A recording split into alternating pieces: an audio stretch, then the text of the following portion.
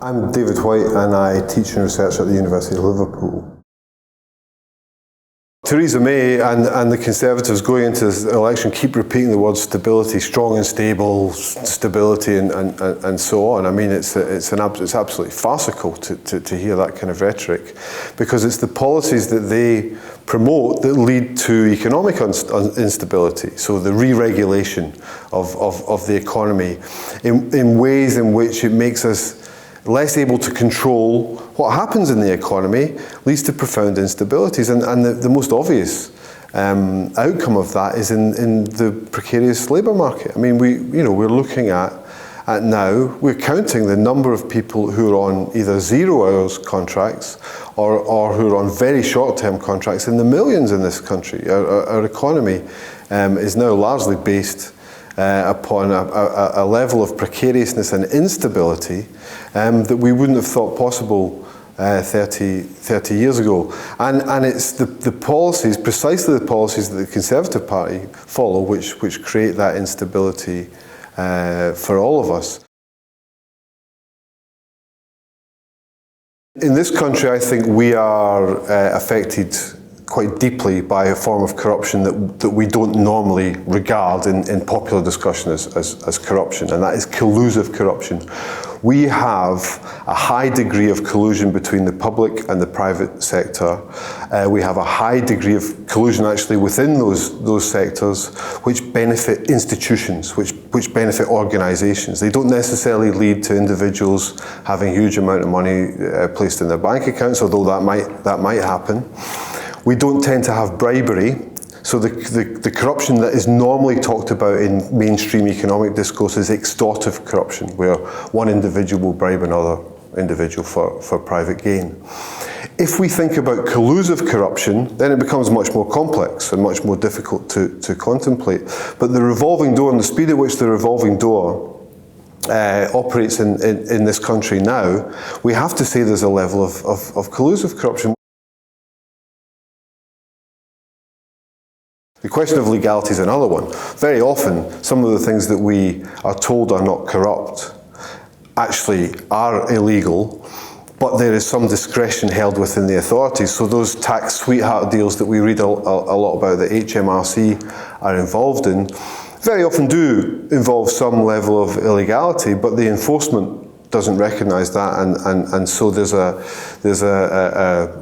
a way of reaching a settlement with companies. If you look at the financial sector right now, actually fines of companies are going up quite significantly, but they very rarely reach the courts, or they very rarely reach any kind of judicial process.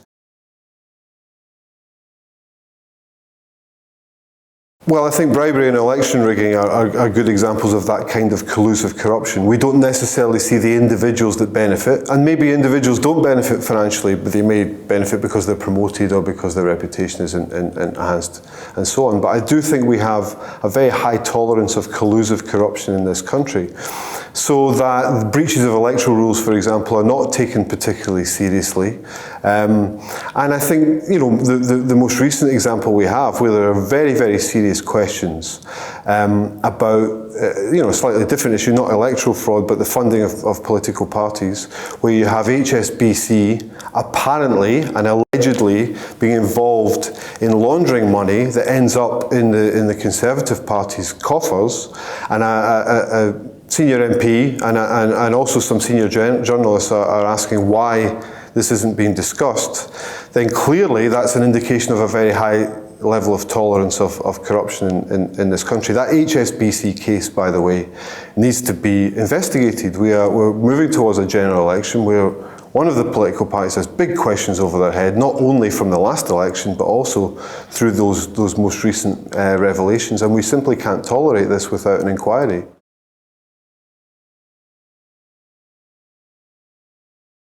We can address this, I think, by first of all recognising that although Britain prides itself on being the mother of all democracies and that kind of squeaky clean in terms of its reputation for corruption, we have to rethink that actually and think, well, if things are happening in Britain that we would question in other countries, then we have to question those, and that takes a bit of a leap, because one of the problems we've got is we have a media that clearly is not reporting these things. So I think one of the things we need to do is rethink how we rebuild the public sphere, and particularly the way in which we debate things in public.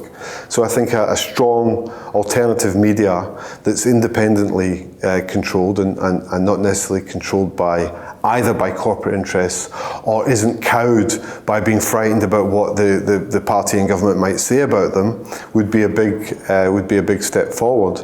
I also think we have to recognise that we don't have a particularly strong democracy at the moment, and that democracy does not allow us to question or to raise questions in public in that way. So the answer to the question is we need to rebuild the way in which we debate things in public, and the media is part of that. It's not the whole story, but it's part of that.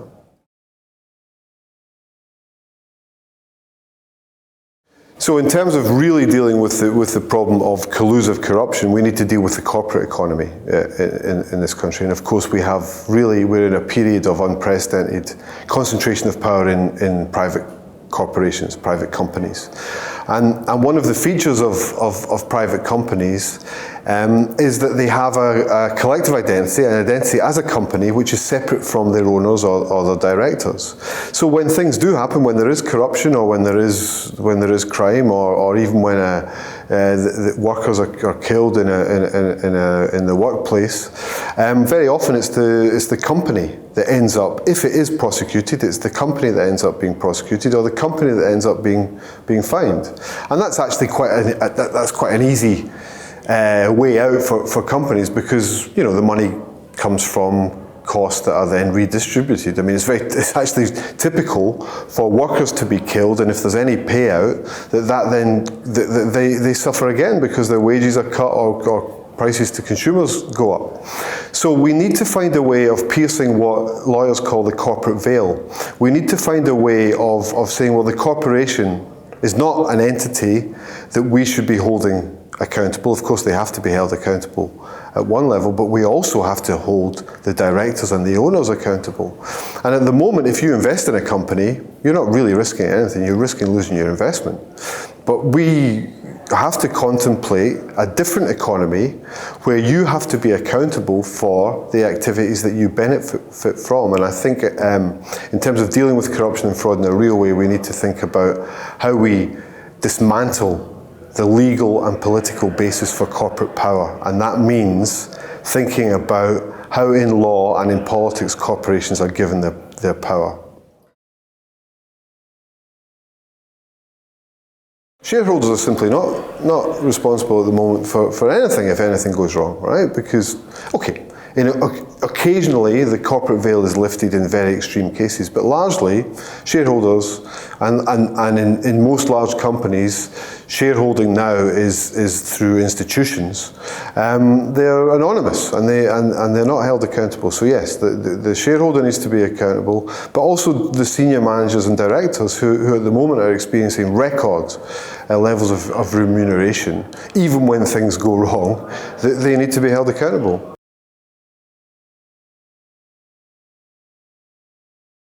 One of the things that we need to contemplate in terms of the relationship between governments and corporations is that we trust corporations too much. And and I don't say that as someone who is a naturally mistrusting person, right? But I just mean that we have a completely wrong idea of how we think about private companies, about corporations.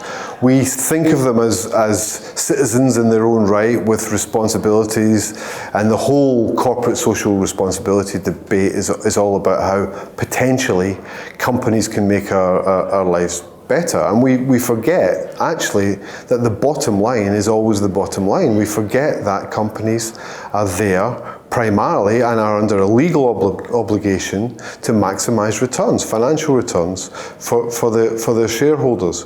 So if we take that legal fact seriously, then we have to say, well, we can't trust them necessarily to control the things that affect our lives and our livelihoods the most. I mean, we can't trust them to supply energy, right? We can't trust them to run prisons, or to the Atos case and Maximus, of course, doing very similar things now, to assess people as fit for work, because they get profits from doing that, and what we end up with is an economy in which we forget about the human impact of corporate activities because we trust companies. So we have to stop trusting companies, and we have to stop seeing the interests of governments and the people and companies as being one and the same, because they're not. We have to sever that relationship.